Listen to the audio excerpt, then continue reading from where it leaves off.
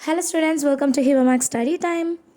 10th standard 5 mark important questions பார்த்துட்டு இருக்கோம் இல்லையா? அதில் இன்றைக்கி day 4 first question என்ன அப்படின்னா page number 43 7th question round பண்ணியிருக்கேன் பாருங்கள். ஸோ இந்த டைப் சம்மு எக்ஸாம்பிள் சம்மு ஒன்று இருக்குது, அதையும் பார்த்துடணும். செகண்ட் question பேஜ் நம்பர் 117 வந்து 8th question.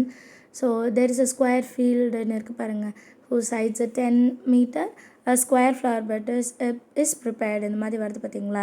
ஸோ இந்த டைப் கொஷின் மோஸ்ட்லி இந்த எக்ஸசைஸ் வந்து கஷ்டம் அப்படின்னு நம்ம சால்வ் பண்ண மாட்டோம், பட் அதுலேருந்து கொஷின்ஸ் கேட்குறாங்க, நம்ம பார்த்துக்கணும்.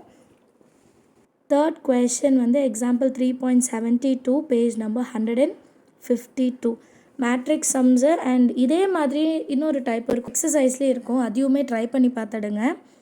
அடுத்த ஃபோர்த் கொஷின் பார்க்கலாம், பேஜ் நம்பர் 198. 198ல் தேர்டு கொஷின் சைடில் டயக்ராம் கொடுத்துருப்பாங்க, நம்ம வந்து ஃபைண்ட் ஏடி பிஇ சிஎஃப் அப்படி கண்டுபிடிக்கிற மாதிரி இருக்கும். அண்ட் ஃபோர்த் லெசனில் வந்து தியரம்ஸ் பார்க்க சொல்லியிருப்பேன், இந்த மாதிரி இம்பார்ட்டன்ட் 5 மார்க்ஸையும் பார்த்துக்கிறது நல்லது. அடுத்து ஃபிஃப்த்து கொஷின் பேஜ் நம்பர் 226ல் எக்ஸாம்பிள் 5.25 இன்டர்செப்ட் ஃபார்மில் வந்து மேக்னிடியூட்ஸ் இன் ஆப்போசிட் சைன் அப்படின்னு கேட்டிருக்காங்க இல்லையா, அந்த சம்மை 5 மார்க்ஸ் சம் ப்ராக்டிஸில் இன்றைக்கி day 4 வந்திருக்கோம். ஸோ கண்டினியூஸாக நீங்கள் வந்து சால்வ் பண்ணி பாருங்கள். அண்ட் உங்கள் ஃப்ரெண்ட்ஸ் சர்க்கிளுக்கும் கண்டிப்பாக ஷேர் பண்ணுங்கள், அவங்களுக்குமே அது யூஸ்ஃபுல்லாக இருக்கும். அண்டு day 2 day 3 மிஸ் பண்ணியிருந்தீங்கன்னா அதையும் சேர்த்து முடிக்கிறதுக்கு பாருங்கள், சரிங்களா? எதாவது டவுட் இருந்தால் கமெண்ட் செக்ஷனில் கேளுங்கள். Thank you so much.